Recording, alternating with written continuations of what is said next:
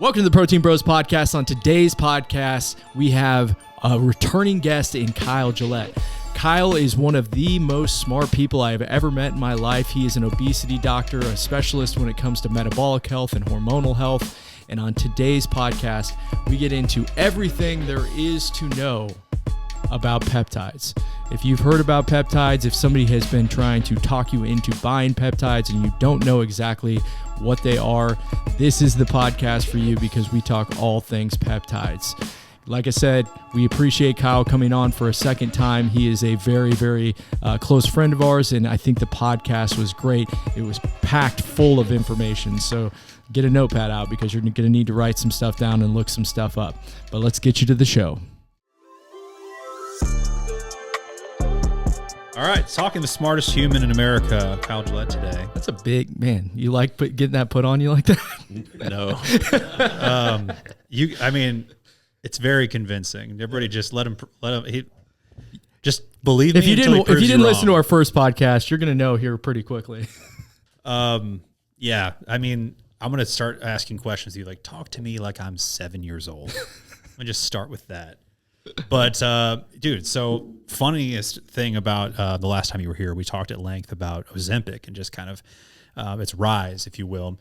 And you'd mentioned, I think it was probably one of our most viewed clips we'd ever had out of the show was you talking about there's going to have to be a documentary coming out one day called Ozempic because of just the amount of bad stuff that's going into it. And I'd like for you to, ask you two questions. One, could you break down kind of what those bad things were at the time and kind of where they've gone since then?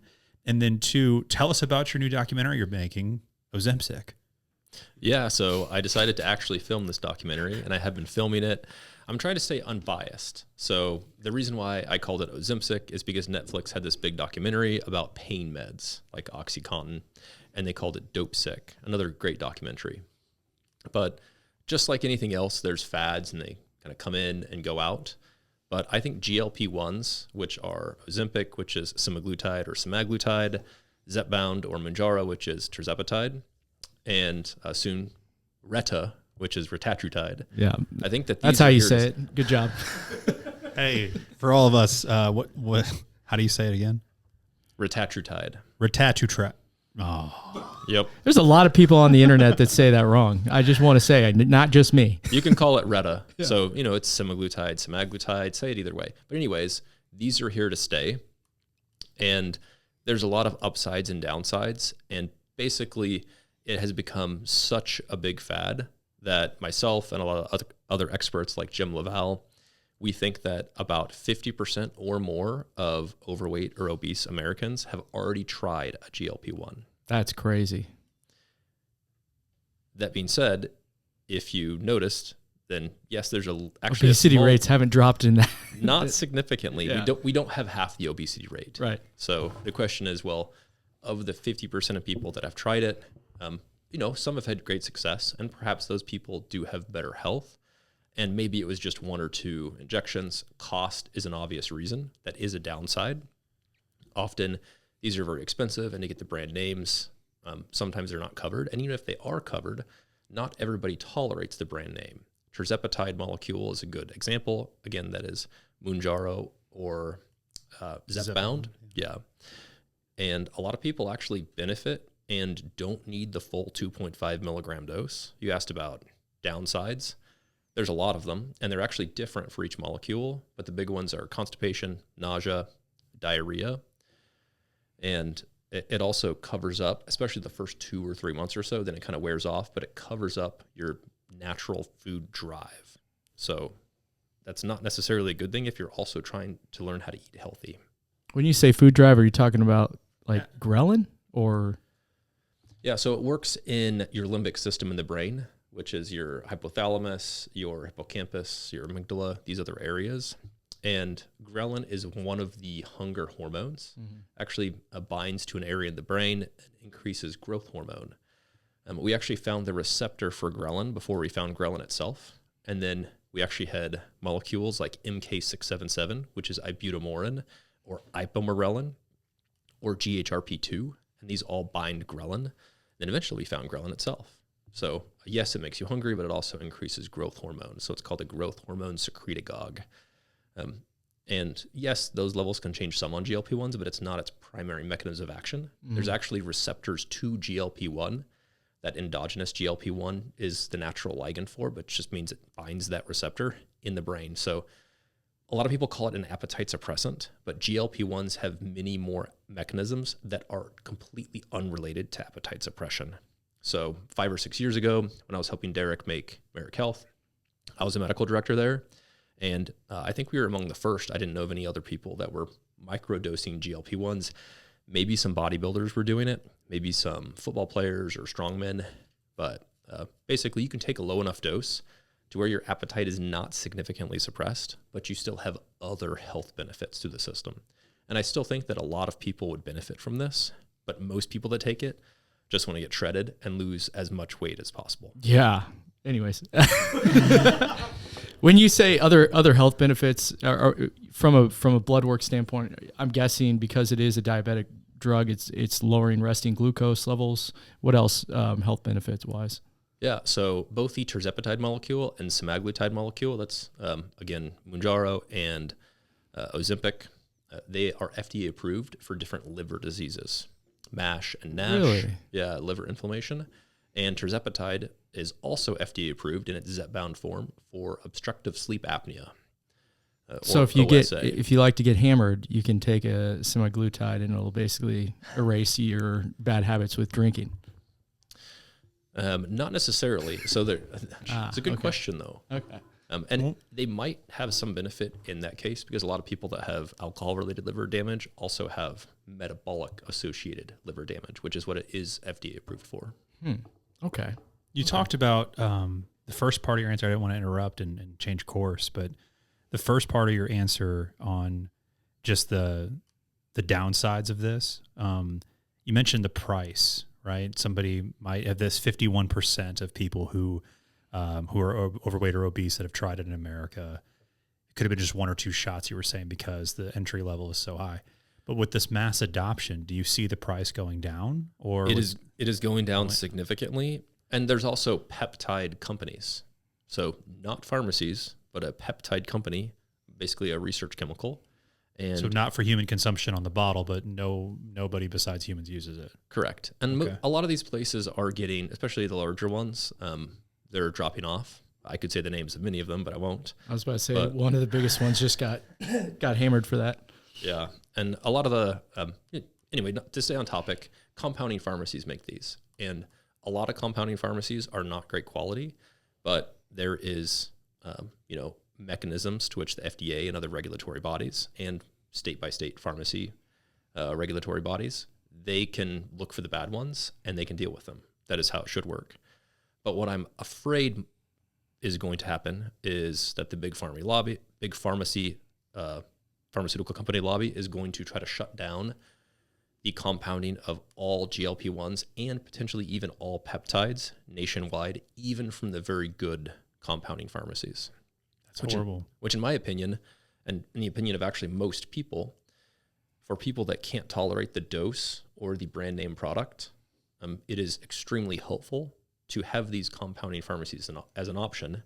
A secondary benefit of them is their prices have come down and down and down because they get better at it. There's higher volume. Right. And the cash pay programs from the brand name company, at first they had no cash pay program at all. And then they had a really high priced cash pay program, $500, $600 a month. And that keeps getting brought down by $100 or $200 every 2 to 3 months. And in my opinion, it's purely because of the competition. Yeah. They are not selling any because there's so many other people making jumping in the game. Similar options. What's FDA citing as for the reasoning for this? Is this because they're saying the regulation over these compounding pharmacies isn't up to the standard that it should be, or are they saying what exactly is their argument as to why these need to be shut down? They haven't really came out with a strong position, to my knowledge, at this point. For various peptides, they have different categories. I'm writing a paper on this, but there's category 1, category 2, category 3. It has to do with whether you can bulk compound them or whether or not you can't bulk compound them, or if they should even be a pharmaceutical product at all. And the current, I guess, actions of the FDA have been against individual compounding pharmacies, which I think is how it should be. But what I'm worried is that they're going to put a product like a GLP-1 into a category like category 2, and it can no longer be bulk compounded. It can no longer, or even category 3 where it can't be compounded. So I think that it's completely fine if they find the compounding pharmacies that aren't doing a great job and basically eliminate them. Yeah. Eliminate them or make them improve. Right. Yeah. It's my understanding that, you know, when it comes to these compounding pharmacies, they are typically the good ones are holding themselves to a higher standard than what the FDA production facilities are at. If you're the FDA and you're making drugs, who are you regulating yourself, or is there a third-party independent company that comes in and makes sure that the standards of the manufacturing facilities that the FDA owns and is running, or the government owns and is running, who's checking to make sure that their quality and standards are where they need to be? Good question. So without getting into too much detail, basically the FDA just oversees. They don't technically own. So there's some facilities. I know there's a big one in Indiana, and the FDA inspects it, and then a lot of the raw materials come from that one. And you certainly want your raw materials to come from an FDA inspected and overseen facility. Yeah. So I think that's kind of like the gold standard. But the FDA doesn't necessarily like own this. They're just, and there is some mechanisms by which you can pay a bribe. I mean, a fee in order to like expedite your FDA approval. No, dude, no one ever gets bribed in the government. Sorry, that would never happen. Words were coming out, but anyways, there is some odd things about how the money is exchanged between the FDA, the pharmaceutical company, and what's called the PBM, the Pharmacy Benefits Manager. And at the end of the day, the PBM is really the most nefarious of the organizations. So I think in the FDA, regardless of which administration it is, a lot of good people get involved with the FDA because they want to help, but they have their hands tied because they're basically trying to pick the least bad option that's going to make the least people upset. Because you have big pharma over here that's lobbying to make more profit. You have big functional over here, which is the compounding pharmacies. Which is probably not big compared to big pharma, obviously. Correct. But they are getting much bigger. Yeah. And they're obviously lobbying to do what they're doing. And there's a lot of good in there. There's a lot of bad in here. And actually in pharma, there's a lot of good and bad as well. But the pharmacy benefits managers are in between, and they can make a lot of profit. And they also don't have to disclose the different like money that was dealt and accepted to near the degree as pharmaceutical companies, or even as functional non-pharmaceutical health companies. If we really wanted to make a big change, and I've actually heard some talk about this, we would get rid of all PBMs. And remind me, what's a PBM? A PBM is a pharmacy benefits manager. That's the middleman between the pharma company, the insurance company, and us, the individual patients. They're the ones that are setting the price artificially. This was Kyle meant to say is for our listeners. For our listeners. Because he knew, you know. No, he had said it. I was just trying to. Interestingly, companies can't set any of these prices, but they can own PBMs. For example, there's a drug company called Merck that owns a big stake in a PBM. Or United Healthcare, an insurance company, also owns stake in a PBM. So why are pharma companies and insurance companies owning stake in PBM? Because they're very lucrative and because they can basically deal and they don't have the public's eye because these are mostly secret amounts of money that are exchanging hands.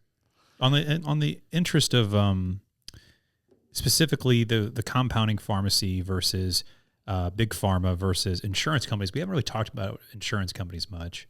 How do they play a role in this as far as what's going to be the future of semaglutide, the GLP-1s, peptides, et cetera? Because it seems like they play a large role in the healthcare system. Yeah. In the last 6 months, most insurance companies have been qualifying obesity medications as a non-essential health med. So it's for, it's treating a pathology. So there's this big thing about how obesity was considered a disease and we need to treat it. Lots of doctors became obesity medicine board certified, like myself. And then insurance companies started covering it. But basically, they changed the definition because so many people needed it, and it was such a high price that it would have bankrupted the system if they gave everybody approval. So basically, I've had a lot of patients that have been on both of the GLP-1s, and the main GLP-1s are semaglutide, which is Wegovy, and tirzepatide, which is Zepbound. But there's actually a lot of other ones. For example, liraglutide, which used to be Saxenda, is now generic. You just have to take it daily. And dulaglutide, which is Trulicity still, is on shortage. But just not many people are on those GLP-1s. But the connection do to you insurance. think, I was about to say, you mentioned that basically they couldn't approve it. They couldn't say that this is, something that qualifies for insurance because it would bankrupt everything. They needed an excuse. They need an excuse. But do you think that plays a role in how you said that basically 50% of people that are obese have tried these drugs, but the obesity rate hasn't gone down? Do you think that's purely from the standpoint of people haven't stayed on them long enough because they're not covered by insurance? Great question. About 10% of people, even that stay on them religiously, don't lose any weight, even if they increase to the max dose, which is kind of crazy to think about. Right. So these people are likely just hardly moving at all, or their brain is so dysregulated that their appetite control is harder to control, or that they're finding foods of such high caloric density that even if they can't eating eat a out lot, of the yeah, calories like deficit. yeah, That's crazy. So even if they stay on them, about 10% of people don't. You see a lot of clinics and they say, hey, we'll start you on a plan where you get a health coach and a GLP-1 if it's indicated by your doctor. And then they pretty much always just say it's indicated because they make a margin on it. Mm-hmm. But they say your money back if you don't lose weight or whatnot in 60 or 90 days. But then they just titrate your dose up and you're pretty likely to initially lose some weight. Yeah. So I think that's, and as long as you're upfront with that, I don't think that's particular. You can do that, but I think a better choice is to treat someone holistically, and then try to have a sustained lifestyle change, regardless of GLP-1. So I'm not anti or pro GLP-1. 5 to 10 years ago, I was extremely pro GLP-1. I was starting lots of my non-diabetic patients on them when possible. And now that everybody's so pro GLP-1 and they're like, well, you got to be on Retta. Why aren't you on Retta? If you're not shredded, then just take Retta. I'm like, well, the real goal here is to get people as healthy as possible and have them make a sustainable lifestyle change that's going to increase their health span and increase how happy they are. Real quick, do you have anything that you can cite that would be a negative to longevity when it comes to GLP-1s? Yeah, great question. So, there's rare things, we call them zebras in medicine, that you don't see very often, like multiple endocrine neoplasia and GLP-1 to be contraindicated due to cancer risk. But there's other things like even if you don't have... Can you explain that real quick? So you're saying that GLP-1s help with reducing cancer risk?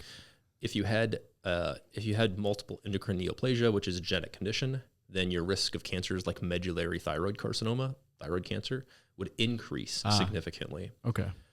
It's possible. So if you take growth hormone, a lot of times you think about what bodybuilders get a lot of. Mm-hmm. It's very suspicious. Bodybuilders get a ton of thyroid cancers and brain cancers, like Dallas McCarver. Yeah, died with thyroid cancer.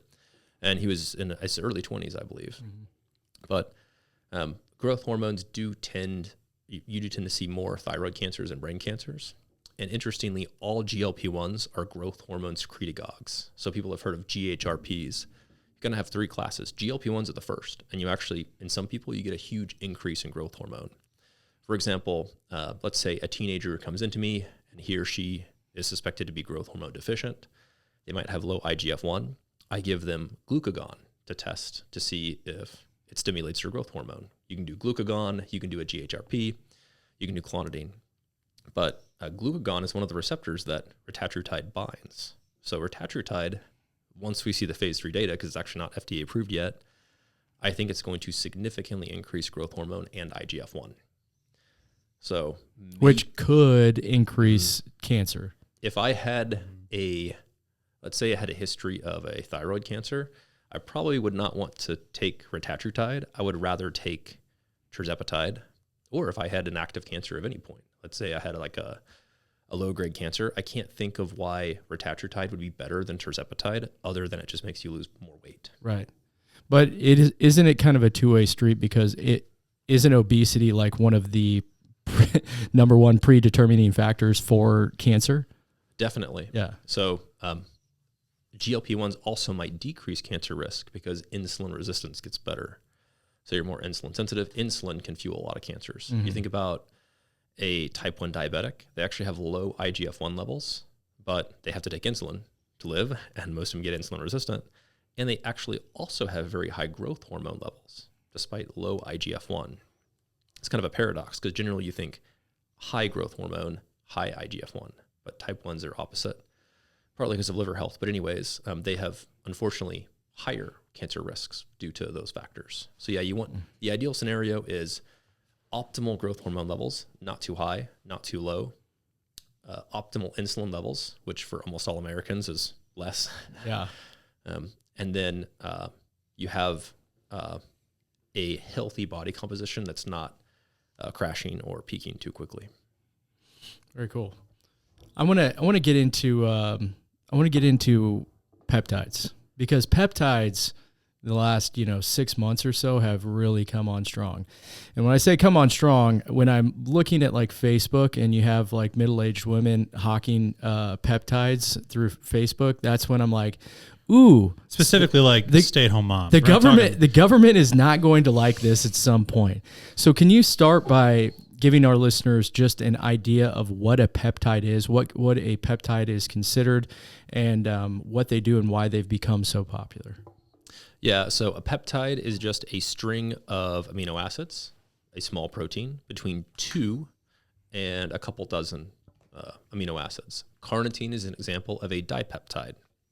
It's over the counter as well. I'm sure you guys sell probably several forms of carnitine. Yep. And it's just 2 amino acids, and it's orally bioavailable, probably 10%, but you can also inject it. So it's kind of an example I like to start with, because most people agree, yeah, creatine's a peptide too. Creatine's a tripeptide. Right. So everyone thinks creatine should be over the counter now. It's not going to hurt your kidneys, et cetera. Probably everybody should be on it. But those are examples of what I call like the first group of peptides. Everyone agrees, over the counter, it's fine. And then you have prescription peptides, GLP-1s that we just spoke about, and actually insulin as well, and growth hormone are prescription peptides. Pretty much everybody agrees insulin and GLP-1s that are injected should be prescription only. And then in between you have lots of gray zone peptides. These are your BPC 157s. These are your TB500s. These are your GHRPs, like tesamorelin, like sermorelin, and like CJC, or even MK677 is an orally bioavailable GHRP.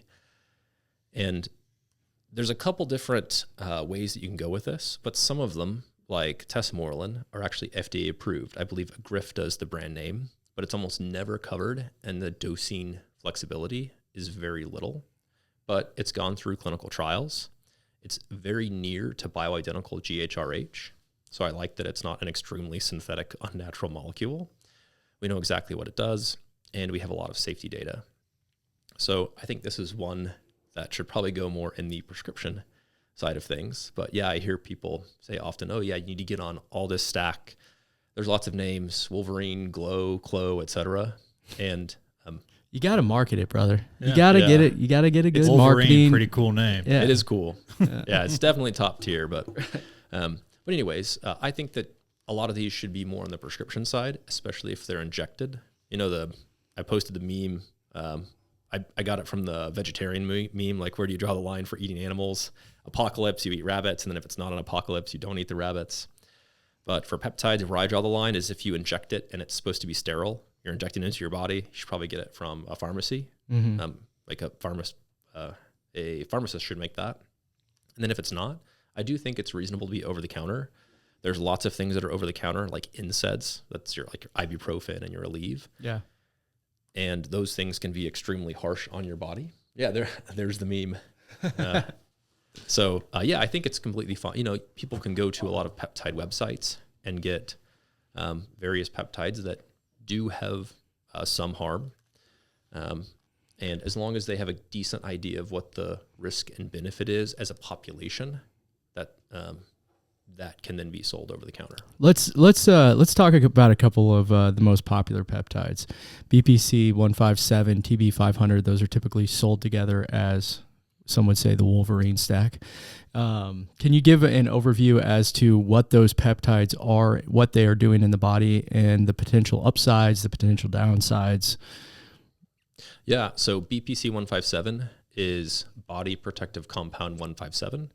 It comes from a gastric peptide. I actually just dropped an episode, Just the Basics on Peptides today. If people want to see the Gillett Health podcast on BPC 157, it's like a 12-minute video. Check it out. Shout out Gillett Health podcast.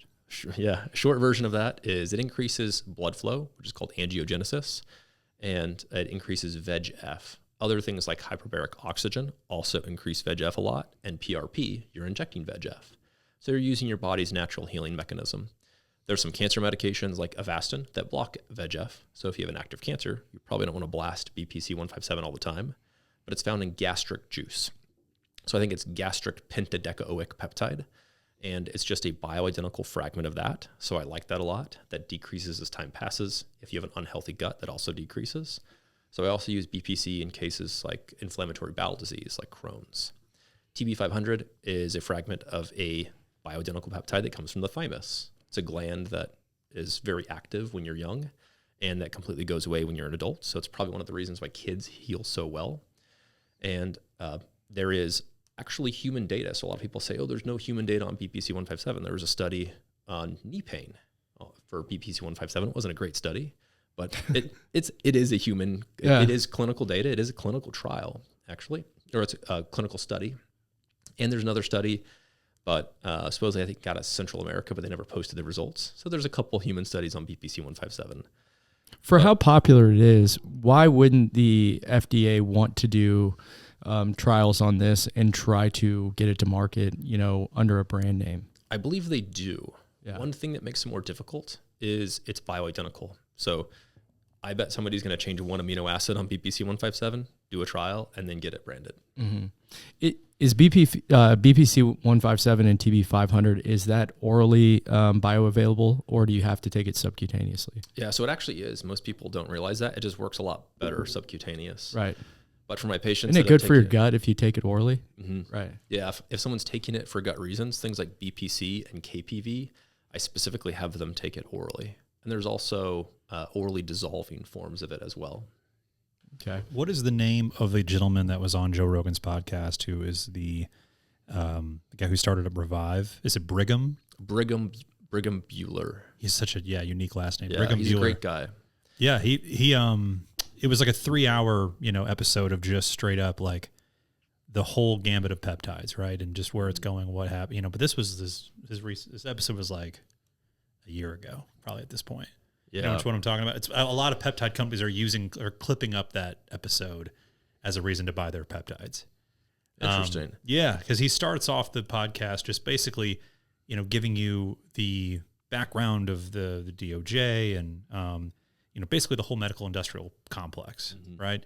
But what I thought that he said that was really interesting is simply that these companies that are basically the fear for him was, and this is my paraphrasing of it, of course, but he mentioned like the efficacy of, the problem that we had he basically directly compared this to the opioid epidemic, and that we're going into a peptide epidemic for the same capacity or the same rationale behind it, which was no one could get good opioids. So then they started getting street opioids, and now we have this fentanyl epidemic. Yeah. And tons and tons, the highest amount of opioid deaths we've ever had just last year in the country. And this was, I guess, now I'm assuming in 2024 is when that happened. And so now he's saying, well, if we're going to get rid of all of these peptides and now these compound pharmacies aren't able to make them, people are still going to find their way of getting them. And now we're just going to increase the amount of terrible things that are out there. Yeah, we should definitely not. So I think the solution is actually pretty simple. And he's right. I call it peptide prohibition. I compare it to alcohol prohibition. Yeah, I think that's a great correlation. You can pull up my post on that too if you like. I posted about that maybe a week or two ago. Is that on your personal or Gillett Health? On my Instagram. Okay. But basically between 1920 and 1933, they banned alcohol, but people of high socioeconomic status still had easy access. They had their own Congress had their own bootlegger, and there's a prescription for William Churchill to drink as much alcohol as he liked. I thought that was funny from his doctor's. So if you got a doctor's note, you basically drink as much alcohol as you like for medical reasons. Right. You know, take semaglutides. But yeah, and basically the same thing. People are still going to have access to peptides that are high SES, but people that just can't afford that access, they're going to get peptides off the street. Just like they got alcohol that, you know, was like bathtub gin, and they got lead poisoning and methanol, they got blindness, etc. So it was bad. But with peptide prohibition, they just need to so there's kind of like, you pick 2 of the 3. You want something that is either FDA approved, well human studied, or they have good, it's not yet FDA approved, but it's bioidentical, and it also has good human trials. So something not bioidentical, just like testosterone for women. There's no FDA-approved testosterone for females. But in the last 5 to 10 years, thanks to a lot, just due to podcasters actually, the society in general is totally fine with women taking testosterone, which is also in their bodies. Mm-hmm. Women have more testosterone than estrogen. Society is fine with them taking that as part of HRT, even though it is not FDA-approved. Right. Wild, man. But it's I remember when bioidentical. Peter Attia started talking about that, and I mean, years ago at this point, you probably have talked about it quite a bit too. I think James and I were the first one to mention that females have about 3 times more testosterone than estrogen. Right. So James O'Hare is the nurse practitioner that does the Gillett Health podcast with me. But I apply the same logic to peptides.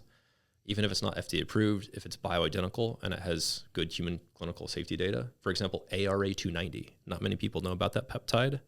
It's actually for neuropathy, but it's well studied for diabetic neuropathy. There's many human studies that go decades back, because that's one of the critiques of GLP-1s is they haven't been studied long enough. But some GLP-1s we study 30 years back, like exenatide, and ARA290 is just a fragment of bioidentical erythropoietin. And there's good human data. It's not yet FDA approved, but the condition that it's treating has almost, like, there's not much you can do for it. Right. The thing I fear about this, though, like, you know, going back to my original question of just like the black market, if you will, if this is the route that we're going to go, where the FDA wants to come in and ban all of these, people are still going to find their way of doing it. Well, it's not unlike steroids. I mean, when were steroids banned? They were banned in 1987 or 85.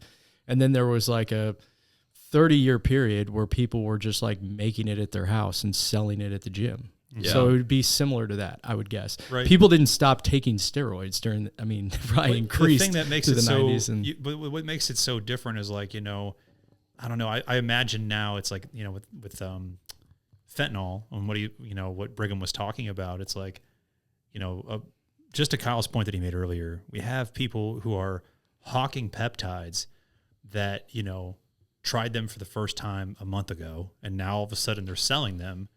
And, you know, just as like a personal experience, my jeweler quit her jeweling job, and as in, like, I bought watches from this woman, and now she's like a full-time peptide rep.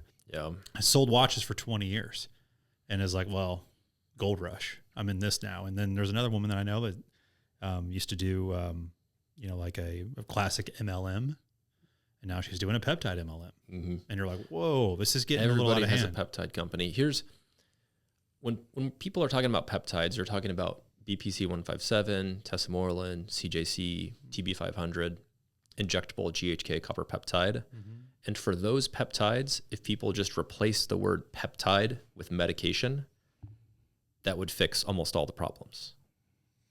But but what I see here is, if we do, for like the governing body right now over the efficacy of these peptide companies that are in the United States, because obviously a lot of people are buying them from China, et cetera, but who is directly in charge of the efficacy of those peptide companies right now? That's one of the big problems, is if you're not a pharmacy, then you're not under the same rules according to the FDA. So they kind of have to prove that you're trying to act like a pharmacy. That's why they just say not for human consumption, research chemical. So there's not really a direct party responsible, but they can fix that problem by just removing all the bioidentical peptides with good human clinical trials like ARA290, tesamorelin, et cetera. Just put all those out of category 2, and it fixes all the problem. And I don't really hear anybody talking about this. That's what And some compounding pharmacies are lobbying for this because it's also good for them, which is Right. great. Sure. But they need to fix that issue because at the end of the day, people are going to continue to be interested in peptides. And if they fill that supply with much higher quality, then people are not going to buy.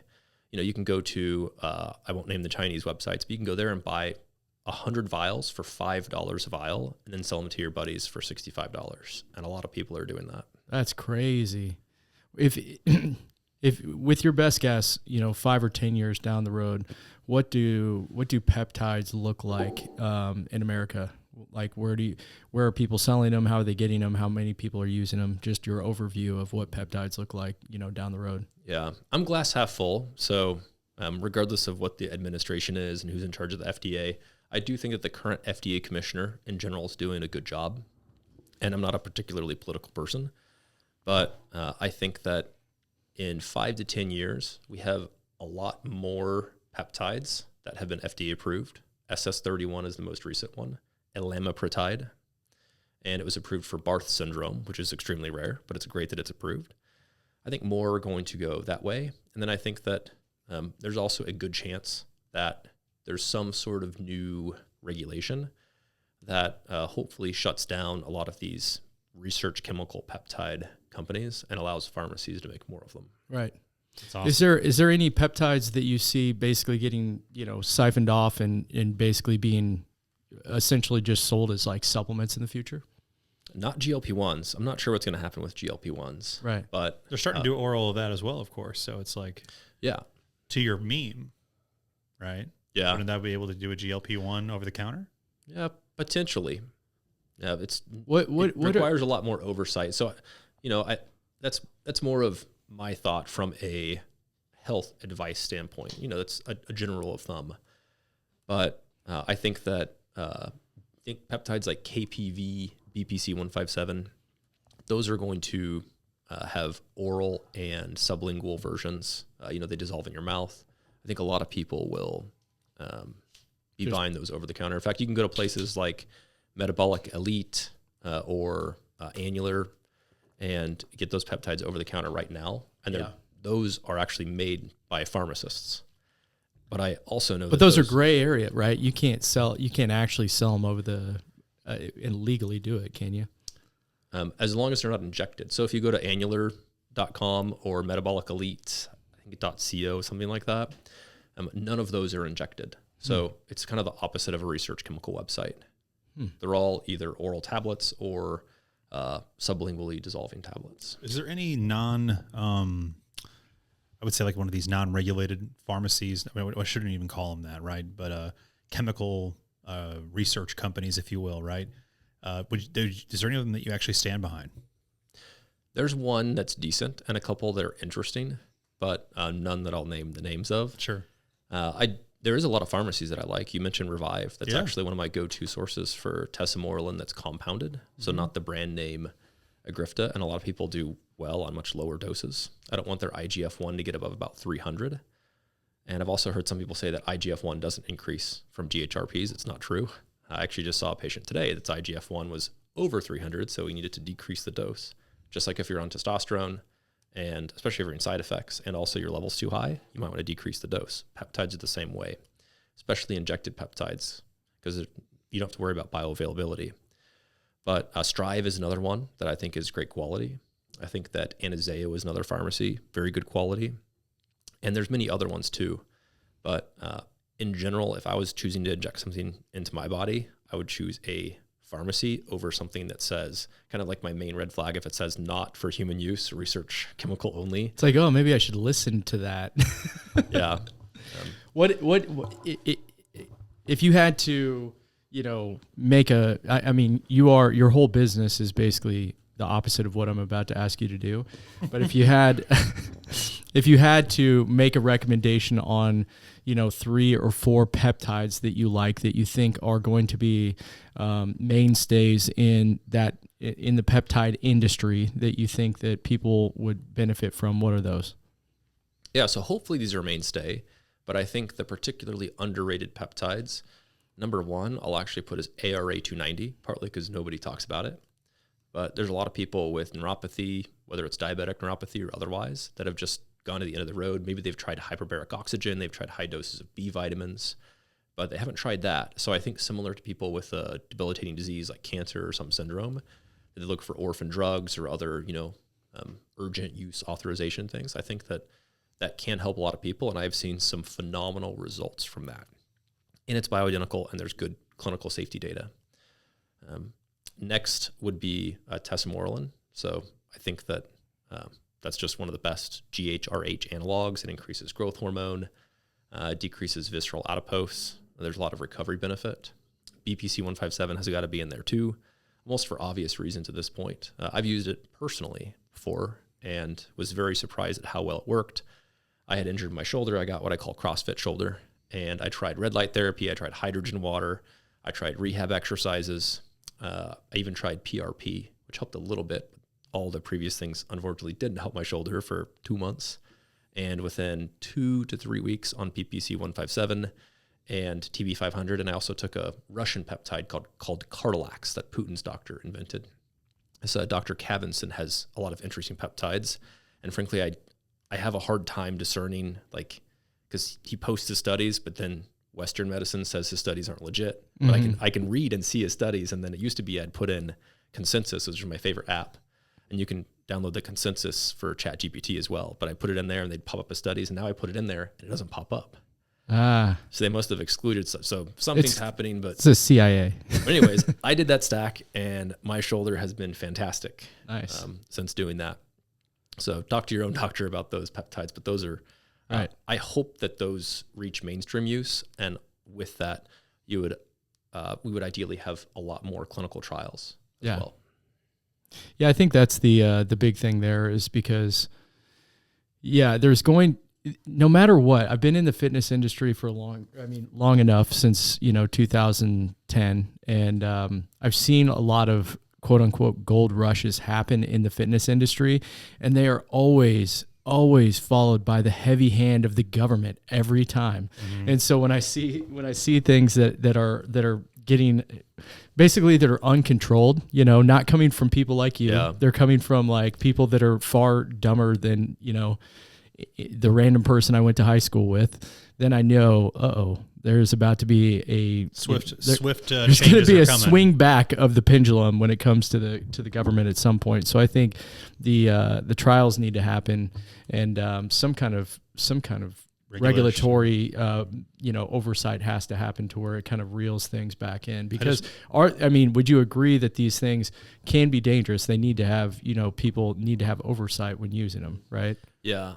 I tend to be overly utilitarian, which basically means you go by the no harm principle. You're not harming somebody else. I think that people can do whatever they like with their bodies. I'm definitely not a doctor that gets upset that somebody comes in on their own, Gym Bro TRT, or they come in on their own stack or whatnot. I think it's great that they're trying to learn as much as possible.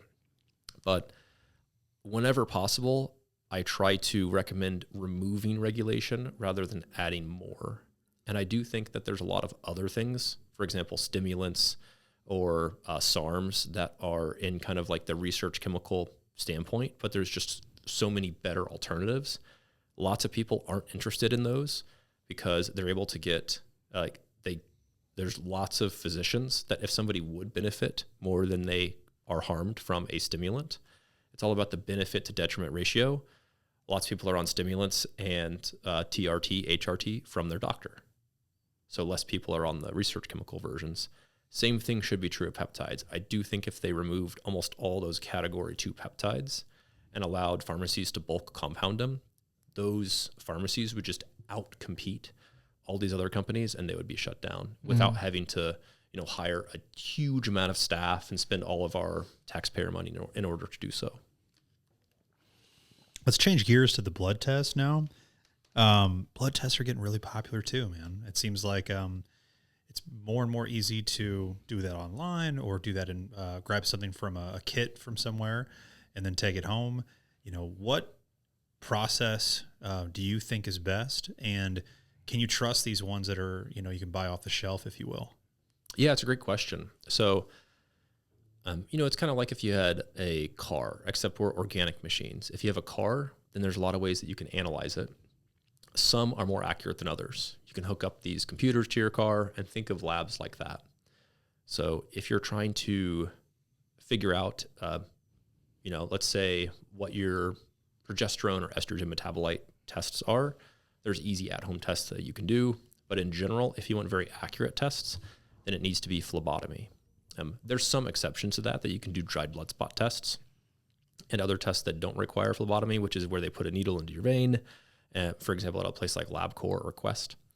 But if you're trying to say, like, let's say you're a male and you're trying to figure out your estrogen level, then it needs to be a phlebotomy test, because the test that you get otherwise is just kind of random. They're called immunoassays. And, people can go to sagebio.com, even if they don't buy the labs from that company that I'm affiliated with. They can still bring that panel to their doctor, and if their doctor is willing to order it, then they can get those specific tests. But in general, I recommend getting your hormones, your inflammatory markers, and then your basic tests like your lipids, your blood count, and then also as many vitamins and nutrients as you have the budget for. Those tend to be the most expensive tests. So you'll see my wellness panel is actually about the same price as my nutrition and vitamin panel. Mm-hmm. Yeah. When you do a dried blood spot test, explain that for our listeners as well. What's the difference between that? I know you did a great job of explaining the phlebotomy test, but what would be the dried blood spot test? Yeah. So if people have had a child, they're probably familiar with like the PKU screen. So, in the hospital, they do a little finger prick or a toe prick if it's a baby, and then they fill up the little circle with blood. They send that off. And generally companies that sell these, and I do order these tests occasionally, but they say, we're just as accurate as like the regular blood test, but they're comparing against the immunoassay blood test. So that being too specific, if you're comparing the cheap blood test to the cheap dried blood spot test, then yeah, it's about as accurate. But if you're a male, your estrogen level is not going to be accurate. If you're a female, your testosterone level is not going to be accurate. And if you're a postmenopausal female, your estrogen level also won't be accurate. And those are tests that most people want to know an accurate marker of, and not just kind of a random guess that could be, plus or minus 50% higher or lower. That being said, there's things like vitamin D or lipoprotein little a that are very accurate for those tests. What about, I was going to ask, the future of blood testing, I feel like, is got to get to the point where you're able to screen for cancers and for genes that, are precursors to cancers. Where do you stay up on that, and where are we at with those type of testing protocols? Yeah, great question. A lot of Sage Bio's competitors do offer those tests on their website, but those tests, in my opinion, are ones that are best ordered after a conversation with your healthcare provider, your doctor or your NP. For a couple of reasons. One is it can obviously cause a lot of stress and anxiousness if you get a test back, so you want to be able to interpret it. Right. And then two is that there's also false positives and false negatives. So a genetic test that I like to order is called the Invitae Genetic Health Panel. It's one of the, it's a company that is testing lots of different things. So if there's a rare syndrome, they have tests for most rare syndromes that you can think of. Mm-hmm. And they also screen for different genetic cancer risks, like multiple endocrine neoplasia that we discussed earlier, actually. It's one of them. But you can get a panel that looks at things like your blood clotting risk. You can get a panel, the same panel, actually, it's called the Genetic Health Panel, also looks at your cancer predisposition risks. People might be familiar with BRCA, and it has both of the BRCA genes, but it has a bunch of other genes in addition to that. And actually, a lot of these tests are positive because they're not just looking for this one little SNP, which is like one little letter. They're looking at the entire gene, and they tell you if it's like a common mutation, an uncommon mutation. So they're unfortunately not easy to interpret for the layman. Right. There's also Are they working to get those tests to where they are easy to interpret? Like, is that work being done? Or is this going to be like into the weird voodoo medicine avenue where people will try and act like that, they have the answers or they have the blood tests that would, tell you, but they're not super accurate? I'm sure they're working toward that, but we're a ways away. Yeah. Because if you have an uncommon mutation, then they do give you an estimate of how normal the protein would fold, because the gene has a protein product. The gene is activated, then it transcribes and you get the protein. So sometimes even we don't know, and we have to discuss what it might be. But there's another cancer test that people are familiar with. People call it the GRAIL or the liquid biopsy.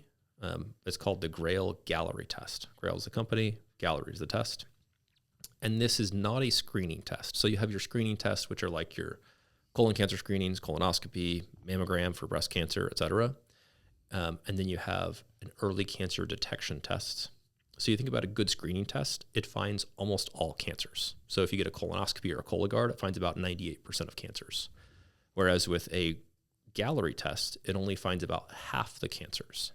So if you give this test to 100 people over the age of 50, about 1% of them will be positive, but they'll miss about half of the people that have a cancer. And of the 1% of people that get a positive test, it'll tell you a signal where it's coming from, like the esophagus or the pancreas. About 60% are a true positive, and you find the cancer and you take it out as fast as you can. And about 40% are a false positive. So we call these pre-cancers. But those people get unnecessary MRIs and CT scans and EGDs, et cetera, depending on where the signal is coming from, that would otherwise not need it. So it's not a zero harm test. So that's why I don't list this test as something that's able to be ordered on Sage Bio. But it is a good test. And I think it's something that everybody over the age of 50 or so, or that has more cancer risks, should consider. What's the, I read an article the other day that was talking about people under 40 getting their cancer rates going up. What's your opinion on what's the cause behind that? Yeah. Is it lifestyle or? Yeah. So it's both, the conspiracy theory stuff is fun. And maybe some of it I like a rabbit hole. Yeah. Where are we going? Yeah. I mean, microplastics is a big one. Plastics. Yeah. My first guess. Two big source of microplastics.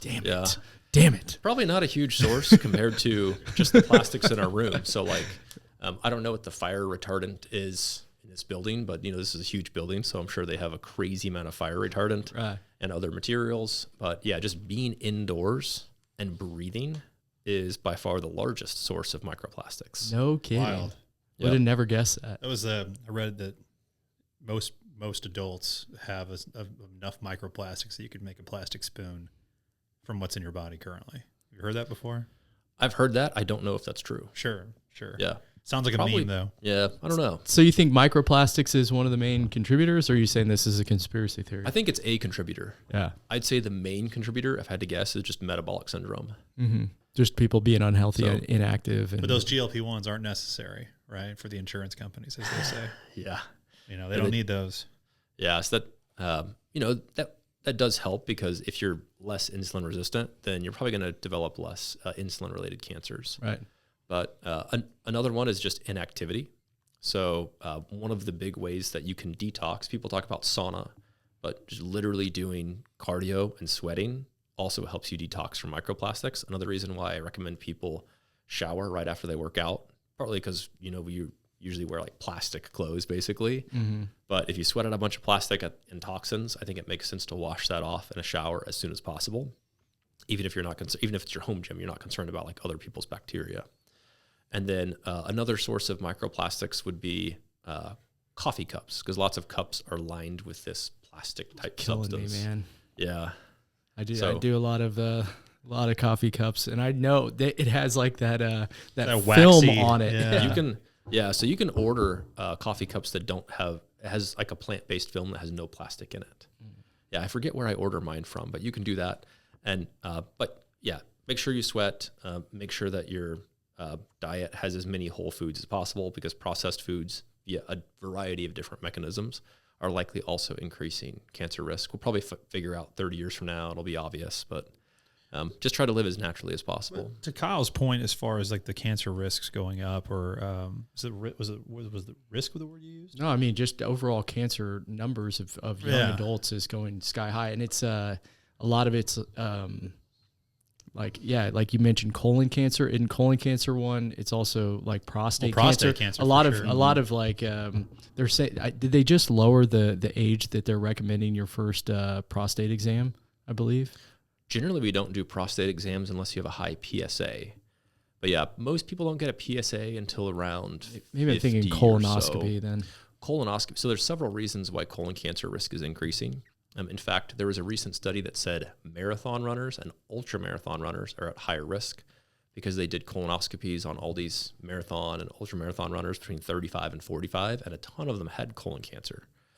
And part of the theory there is, and these people were big time runners. They had to run like 4 marathons a year or multiple ultra marathons. Wow. And they ran a ton of miles per week. But one of the theories is your fight or flight system is on so much, and you're just consuming all these gels and carbs and just like junk on your system, which is feeding the cancer. Yeah. And also it's turning off your parasympathetic system, which generally heals the gut.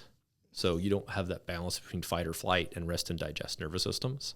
Or it could be that a lot of those products are processed, but I think there is some truth to, you want to have your parasympathetic nervous system turned on. It's not really a natural thing to be running 3 or 4 hours a day and not having that time to let your gut digest these things. Running 8 hours and then consuming 1,000 grams of carbohydrates is certainly like not a very natural thing to do and not great for your gut health. The 1 half marathon I ran, I had about 2 minutes before I was like, oh no, I need to find a bathroom. What is going on with me? And I just emptied everything in my stomach. Yeah.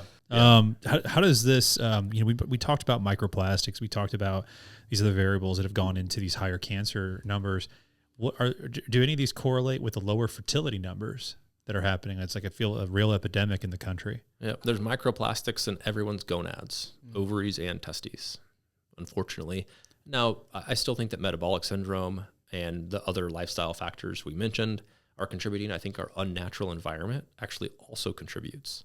So if more things were outdoors, then I think that, like, regardless of if there's microplastics indoors, I think that also helps with the pituitary hypothalamus / gonadal axis.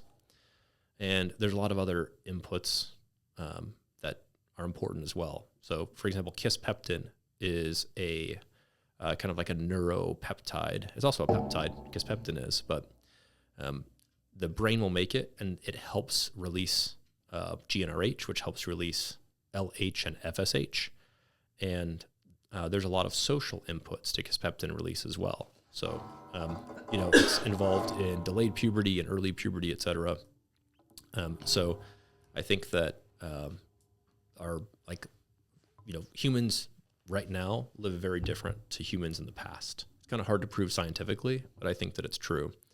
One of the other issues with fertility is that people are taking a lot of substances that can temporarily alter fertility, and it's not popular to say, but things like oral contraceptives can temporarily, obviously, decrease fertility, and it can take a few months after you stop those.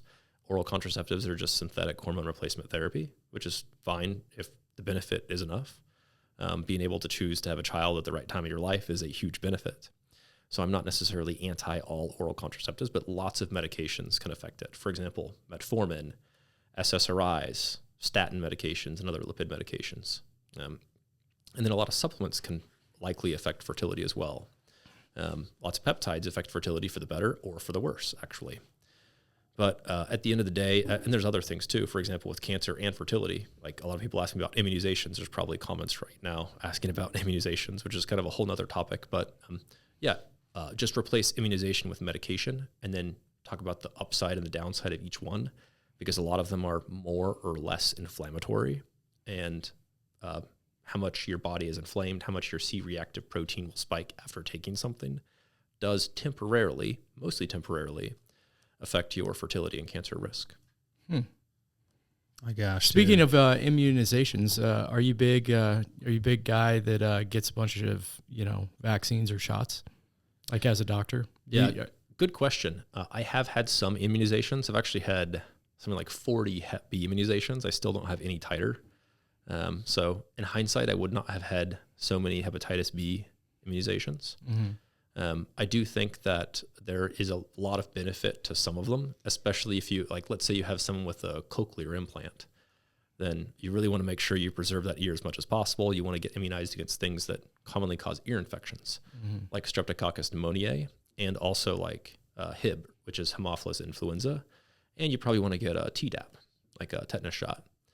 That being said, all of those actually have downsides, even in addition to Guillain-Barré syndrome, which is GBS, which is kind of like when you go to the doctor and they say, oh, well, the only downside is like a 1 in a million risk of GBS. A lot of immunizations transiently raise your CRP, your C-reactive protein. And you can also have things happen like cluster headaches. You can also have meningitis. You can also have basically just be ill. And that transient neuroinflammation is not great. But guess what else is not great? If you actually get the disease or the virus or the bacteria, generally you have much more inflammation. So there's a lot of causation and correlation studies, and depending on if people are like pro or anti-vax or immunization friendly, which I think is the term that they use for like middle ground people, which I would consider myself to be in, that you just talk about the upsides and the downsides. There's a lot of correlation between bad outcomes, both for doing a lot of them or not doing a lot of them. But my overall opinion, to directly answer your question, is I think in general, people get way too many. And they should, instead of asking about like a vaccine or immunization, just think about it as a medication. So if you're giving your kid, your child, multiple dozen medications, you would think, well, why am I giving my child so many different medications? But if somebody gets sick a lot, then I like checking titers to the disease that it's specifically going to target. Sorry for the long answer, but the short answer is most people get too many, and then most people who are getting zero, I think, are getting too few. Are you happy with the peel back that Maha did, with RFK Jr. as far as with newborns, as far as the amount of recommended vaccinations? I think it was a great step. Yeah. I think that it probably needs to be trimmed a little bit more in general, but what my big hope here is that there's ideally no schedule at all, because for medicines, we don't have a schedule. For healthy people, for unhealthy people, we kind of have a schedule. So let's say somebody gets chronic respiratory infections, chronic sinus infections, and chronic ear infections. Then you would go down the algorithm where you get Streptococcus pneumoniae, you get Hib, and you get pertussis. That way, if you got them, you wouldn't get extremely sick. And then maybe RSV as well if you're in an older age category. But in general, that's not one that I'd recommend to most people. So I'm generally not a fan of recommending a medication of any type, like an injected immunization, to 100% of people or 0%. Yep. So is there one that comes to mind for you that you just simply think like, why is this even on the list for a newborn specifically? Yeah. Back when there was COVID immunizations for 6 months old, I thought that was crazy. Yeah. Now they've scaled that back, obviously. And, there are some newborns that benefit from, somebody will also say, well, I knew this newborn and they, the mother tested negative for Hep B and they still got vertical transmission of hepatitis B, which is where it passes from the mother to the baby. And, that's a risk, but there's always exceptions. Actually, I don't know if this is true, but I read something that if you state a general rule of thumb and then somebody brings up the very rare exception, it's a sign of low IQ. Not sure if that's true or not, but there's always exceptions to all these things. But yeah, I think that the first 6 months or so, it's reasonable not to get any. I also think getting one at a time is very reasonable. I'm personally very upset at this because I have 3 kids as well, and we're on Christian health sharing. So we don't even do health insurance. We're outside the system. There's MediShare, there's Zion, there's CHN, there's Samaritans. There's a lot of good ones. And especially if you're healthy without pre-existing conditions, but they don't cover immunizations.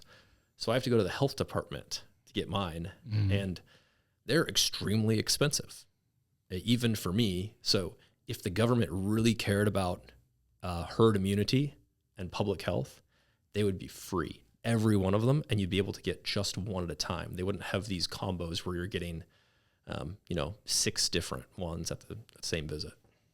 That part's bananas. And then for me and for our listeners, what is a health share? Christian health share is not health insurance, but it basically functions like health insurance. If I broke my leg, went to the hospital, I'd pay it's not deductible, but they call it like your share. And I pay I think it's $5,000. And then after that, they would reimburse. And for me, it was like 1/6 the monthly cost of health insurance. So it's great. And at Gillett Health, that's what probably half of our patients have. Half of them have a high deductible plan where they just use their HSA to pay for everything. Sure. Yeah. And I do have 2 dear friends of mine, the Goldsmiths, Dr. Kelly and Dr. Paul. She's a pediatrician. He is a family medicine doctor. And they're going to start in August And Amanda, Dr. Mark, who's my dad, and myself, we also see pediatric patients as well. Yeah, I think that the average person who has no pre-existing conditions that is thinking health insurance is not doing anything for me, I think they should at least consider health insurance. I know there's a CrossFit specific one as well. Health insurance, but health sharing. Yeah, health sharing. Health sharing. I forget what it's called. I think it's called community care, something like that. But if you're a member of a CrossFit gym, there's one that is even a lower monthly price. That's a good deal for a lot of people. Something to consider. That's really interesting. I got a quick question for you, and I can't remember if we talked about this on the last podcast or not, but along with semaglutides and GLP-1s, there has been a rise in the young population using nicotine pouches. Did we talk about this on the last podcast? No. What is your because there are studies of nicotine being beneficial, but I believe not at the rate that they're being consumed now. So what is your overall opinion on nicotine pouches and their rise in America currently? I am pro nicotine, but I'm anti nicotine pouch.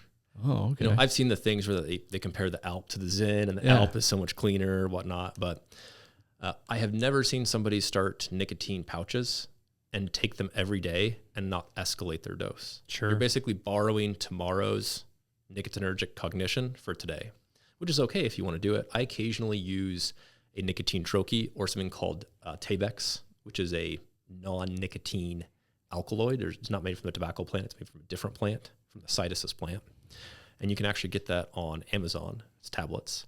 And then occasionally I'll do a patch. I probably do this once every 2 to 3 months, a lot less recently. But the nicotine molecule in and of itself, I don't believe is carcinogenic at the right dose.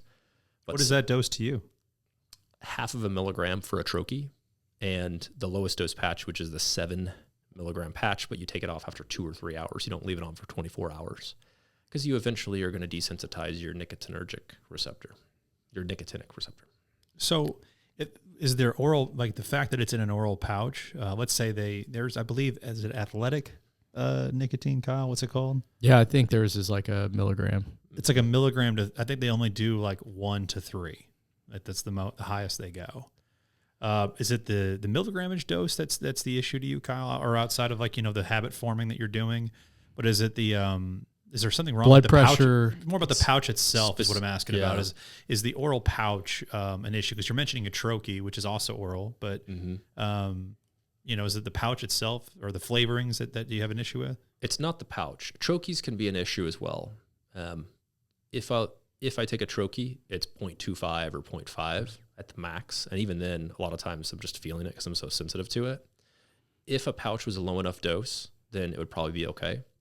I just haven't seen one to where, and some people do a 1 milligram pouch and they only take it once a week. And they just, after they take it, they know that they'll feel a little bit depleted after taking 1 milligram, but they take no more than one a week.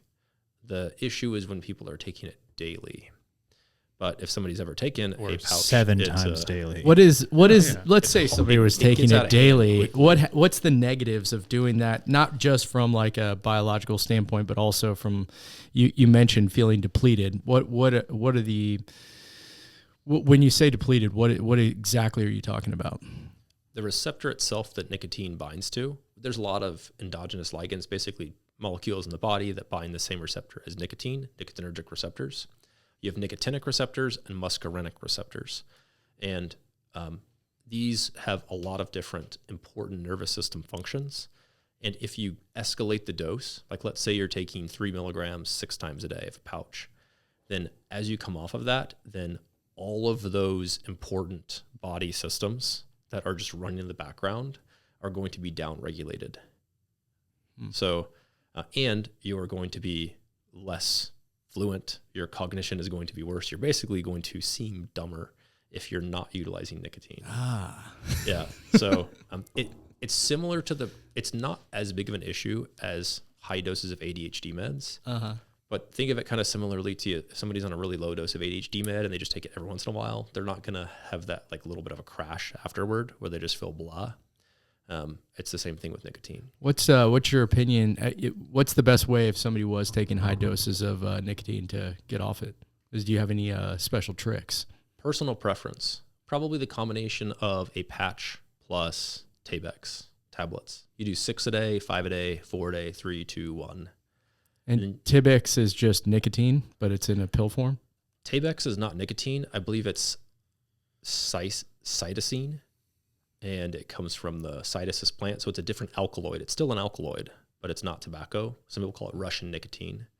But you can get it on Amazon. There's one of them. There's several versions on What Amazon. are your thoughts on this, Kyle? What about the habit of just the behavior? You see somebody put a pouch in and you think, I want to put a pouch immediately, like you weren't even thinking about grabbing one, but now you want one, and the cigarettes obviously has the same effect on people. I can't drive my car without having a cigarette is what, I've heard before, so is this, the Tabex or what was the other one? The patch. It's like, is it the physical behavior, right? Is it the crave, right? And then the cue, the crave that, Yeah, sometimes it's both. Tabex in Canada actually was called Crave, CRAVV. Anyways, if it was just the habit for the majority of people, then the zero nicotine vapes would be way more popular. That makes sense. So sometimes, but usually not. We've experimented with some different pouches. Sorry, cutting you off, Kyle, but we've experimented with different pouches that have no nicotine, right? We've looked at trying like the Tropic. There's even a designer nicotine as, what's the name of that? I can't remember. Look up Sets, Luke. SETT. Nicotide or something. Yeah, Nixidine. Nixidine, yeah. Nixidine is what it's called. And so we've tried these, and like the truth is, I feel nothing. I mean, like legitimately, I feel almost nothing. I will say this, on the pure Nixidine pouch, we did like an 8 milligram, which was supposed to be like to the equivalent of doing a 3 milligram nicotine pouch. And it had like the smell of nicotine. It had kind of the texture. It made you feel like you were having it, but I literally felt nothing, And I'm not a big nicotine pouch guy. I don't take a lot of nicotine pouches. I don't have a high milligramage of those. I'm very sensitive to it. So to me, it was just surprising. Is there any other pouches out there or ingredients that you think would be really good in the form of an oral pouch to help somebody, who wants to continue the behavior but not get on anything that leads to addiction? I know a lot of people use Troscriptions. That's Dr. Scott's company, and they have a bunch of different nootropics. I used to try their Calm pouch, which actually had some L-theanine in it, which is similar to Sets, but a lot of people just aren't sensitive to L-theanine. They don't feel that much. And L-theanine's natural. It comes from green tea, black tea, increases like alpha waves, like calm, cool, collected waves. So not going to do the same thing as nicotine. That I know of, nobody has taken the active ingredient in Tabex and put it in a pouch. But it is possible that, so part of the issue with the pouch or anything that's absorbed very quickly, including a high enough dose troche, is it's absorbed so it peaks very fast. So it's the fast peak itself that you want to avoid. But if somebody wants a good company idea, then just take the cytosine, however you say it, and then put it in a pouch. The Tabex? Yeah. What's the milligrams on that? I think it's 1.5. Yeah. Well, and this is naturally occurring. It comes from a plant, right? It does. All right. I believe the story is one of the Eastern European militaries ran out of nicotine, which is not good for your military if you run out of nicotine, and they gave them this instead, and it actually worked pretty well. It was not very popular, but it prevented withdrawal quite well. And there was a study out of the New England Journal of Medicine that actually compared nicotine replacement versus Tabex for side effects and also how efficacious it was for tobacco cessation. And Tabex outperformed it in both categories. Look up Nixidine, Luke. Let's see if Nixidine is Tabex. What's very just trademarked. You know what I mean? Right. What's nicotine increases anxiety, correct? It can in high doses. I think so. What about you mentioned being carcinogenic. What's the difference in the level of carcinogenic with chewing tobacco versus a pouch? Yeah, chewing tobacco is much higher. Anything that's tobacco derived is going to have more carcinogens in it. Right. And what's the reasoning for that? There's a lot of other carcinogens in the alkaloid. There's a lot of other alkaloids in tobacco other than nicotine. Right. So think of like kratom. Kratom is not just one opioid receptor agonist. It's like, hundreds of molecules that are biologically active. Same thing with tobacco. How do these other stimulants compare to nicotine in the form of, like you mentioned about just the crash feeling? There's caffeine, there's theanine, there's ginseng. There's a million different ways that you can do stimulants, or nootropics, which is obviously very popular as well. Now mushrooms is getting into the game when it comes to that, I feel like, as well. Yeah, great question. How do these compare? So there's a couple different classes. The first class I would consider the adenosine receptor agonists, or that bind adenosine receptors. Caffeine is the main one, but also metabolites of caffeine like paraxanthine or PX or rare bird, that's going to bind the same receptor. So don't take it with caffeine because it doesn't really make sense. I believe dynamine is in the same category, and xynamite, which is like the mango something derived one.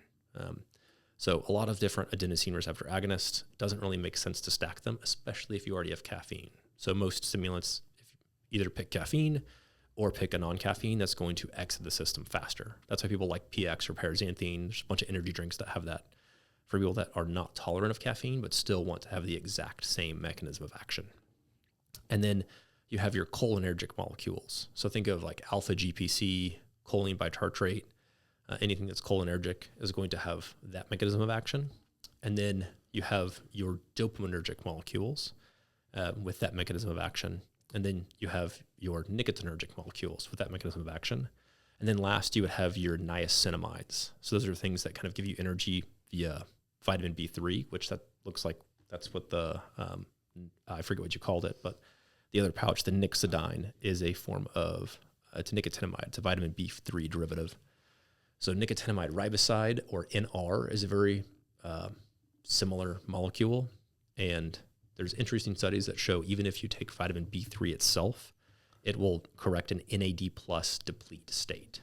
So think about, people have heard of NAD plus as like anti-aging, great for energy. I don't think it's necessarily anti-aging, but vitamin B3 converts to nicotinamides like NR, small molecule, which convert to NMN, bigger molecule, and then convert to NAD plus. You mentioned NAD plus. What's your thoughts on if somebody was looking for energy, taking it orally versus taking it, subcutaneously, or through injection? Actually, I think you take it intravenously, don't you? Yeah. You can do IVs. It takes a while. Right. It's hard to tolerate. But that versus, taking it orally versus taking it intravenously. And then also, what's the difference between NMN and MN, sorry, it's hard to say, versus NAD+, because I know it's a precursor, but are they essentially functioning in the same way? Yeah, great question. So NR is a very small molecule, so your body can take it up. Think of like lots of things have it, but True Niagen is kind of like the main brand name. Thorne has Niacel as well, but that's easy to take into your liver. It's orally bioavailable. NMN is to some degree, but it has, it's already NMN, so it's already been converted from NR. And then once you're at NAD+, it's positively charged. So if you compare NMN and NR supplements to IV or subcutaneous NAD+, you still feel the NAD because it's working in your vascular system. It's in your bloodstream, but it actually doesn't get inside all your cells in the body as much because it's very difficult to get something with a positive charge inside the cell. So I think of it as an energy benefit. All of these work better with CoQ10 because when you're downstream, let's say your NR and NMN gets inside the cell, or just your NAD+ is hanging out and acting on your vasculature, your endothelial cells, CoQ10 is what converts it into ATP. And ATP is like general energy for your cell. Right. So I have people take a high dose of CoQ10 before they take their niacinamide or NAD+. If you had to choose just one product, and not exercise, not anything like that, but just one medication that was going to be the best medication for longevity, what is your opinion on what that product would be? Tadalafil. Okay. Yeah, it's a PDE5 inhibitor. So as time progresses, it's actually generic Cialis. Oh, dude, nice kill two birds with one stone. I love it. It's like, think of it as a 1/10 dose of Cialis, 2.5 milligrams instead of 20 milligrams. You take a little bit every day, but in advanced ages, that enzyme that it inhibits increases a ton. So I think it's actually very functional or natural to bring that back down to what it has been in previous years.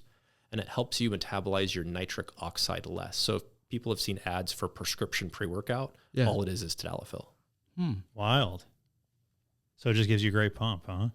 It does. Yeah, Some would say. It can be bad. Easy. Yeah, if you're like deadlifting, it's actually approved for blood pressure too. That's what I'm saying. So if you're doing some heavy sets of deadlifts or like a Metcon or something, you take a tadalafil, your back is pumped and your blood pressure's low, so you pass out. This I don't know why this reminded me of this, but do you follow Brian Johnson, the longevity guy? What's your opinion on him? I love that he says everything that he does publicly. I think more people should do that. Yeah.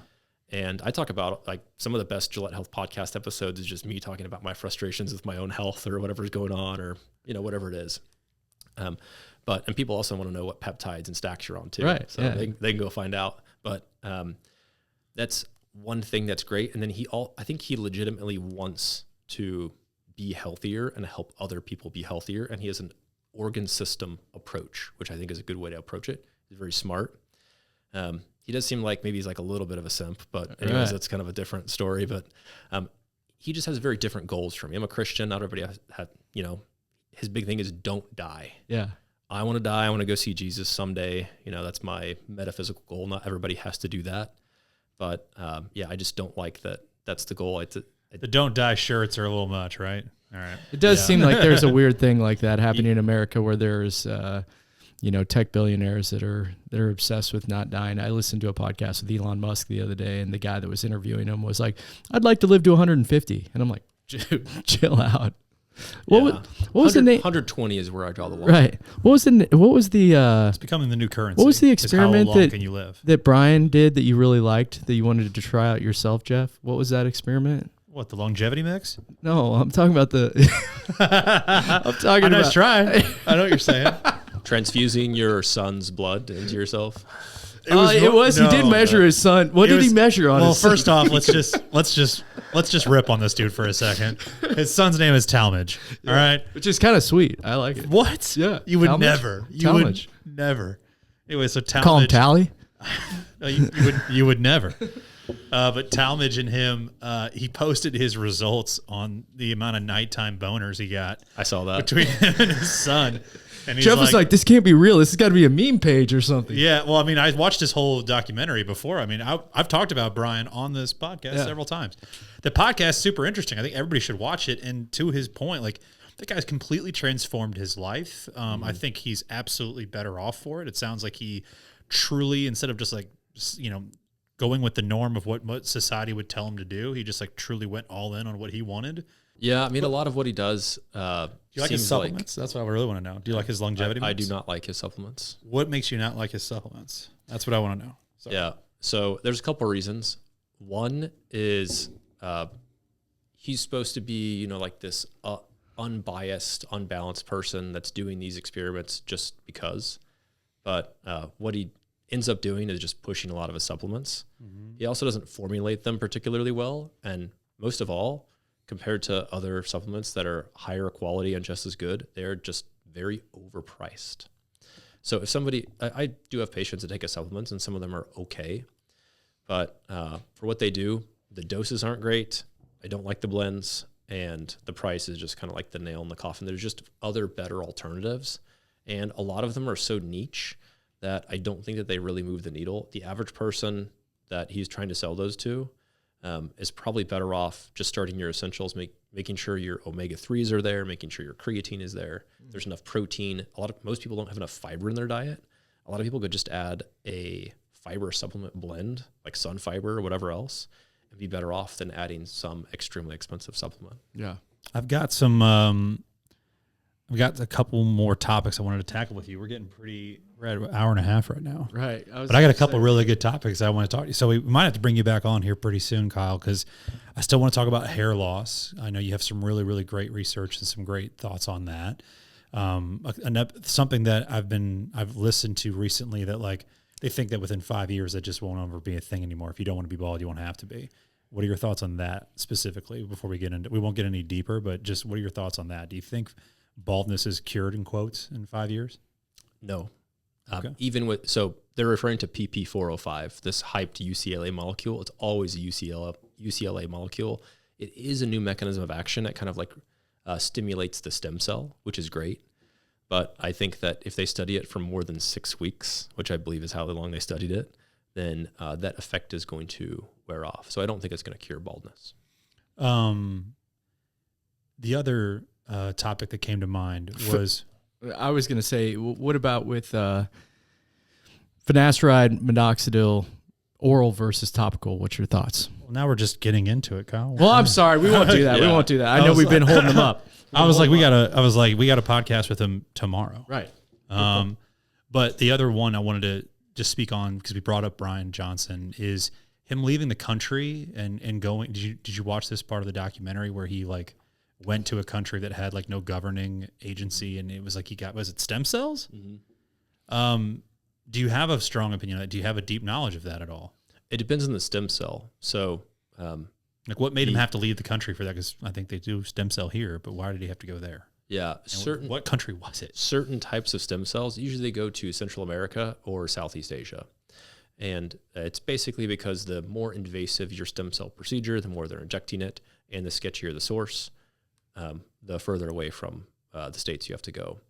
Now, stem cells are relatively promising for some things. For example, it actually surprised me that a stem cell treatment was FDA approved for vitiligo, which is a very difficult to treat and pretty debilitating skin condition.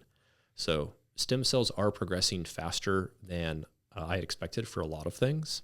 But I think that exosomes, which are stem cell products, are going to be the big breakthrough, because exosomes can be designed more specifically, and you're going to, like, it's already the stem cell product. So how's the stem cell helping? Is it producing exosomes, or is it because it actually, like, takes up residence and revitalizes your stem cells, or both? But I think that exosomes are even more promising in the future. Right. Man, so for future conversations, I want to talk about specifically telehealth. These brands that are, they're turning into direct-to-consumer products, but using telehealth as the mechanism to get them to you and make you feel it's familiar and it's easy, like Hims and Hers, who is probably the number one seller of minoxidil and finasteride right now, probably in the country at this point, which is amazing, for somebody that didn't exist, probably 5-6 years ago.